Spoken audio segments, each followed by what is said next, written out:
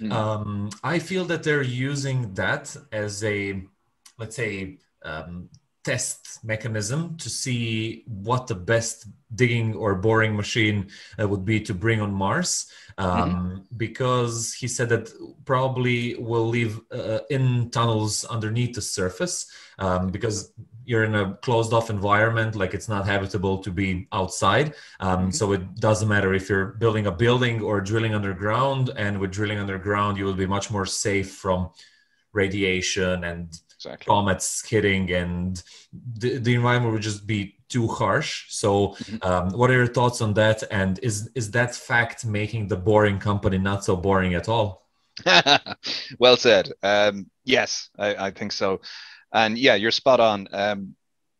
As with most of Musk's companies and technologies that he's pursued, there is at least a tangential application to the Mars colony.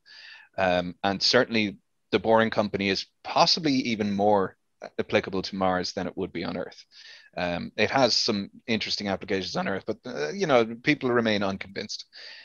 But on Mars, it is kind of a no-brainer. If you can get an efficient boring machine that runs on clean energy and doesn't use too much power, you can dig a tunnel which by its nature will be airtight. You can pressurize that tunnel from the inside. You can create a living space. And the reason it's preferable to do tunnel living on Mars, at least initially, is that Mars lacks a few things that Earth has, which keep us nice and safe. It doesn't have a strong magnetic field. The Earth's core is molten and creates this enormous dynamo effect that creates a very strong magnetic field that bends any charged particles coming off the sun away from the surface of the Earth. Now, if you're in interplanetary space, you are subject to a lot of radiation coming off the sun that would otherwise be deflected by magnetic fields. When you're on the surface of a planet, you're subject to about 50% of that because the planet below you is going to shield you from half of that. But you're still subject to it from above. You mentioned comets, meteorites, micrometeorites, these kinds of things. On Earth, our thick atmosphere burns most of the sandy sort of stuff that's floating around out there up, and you see it as shooting stars in the night sky. Most of the time, or rather, the chances really of being hit by any of those would be relatively low, but much higher if the atmosphere is way thinner. And on Mars, the atmosphere is only less than 1% the thickness of Earth.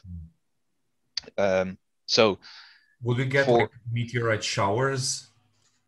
Yeah, just as we do here on Earth, we pass through the tail or the trail left by a comet. Yeah, you get the.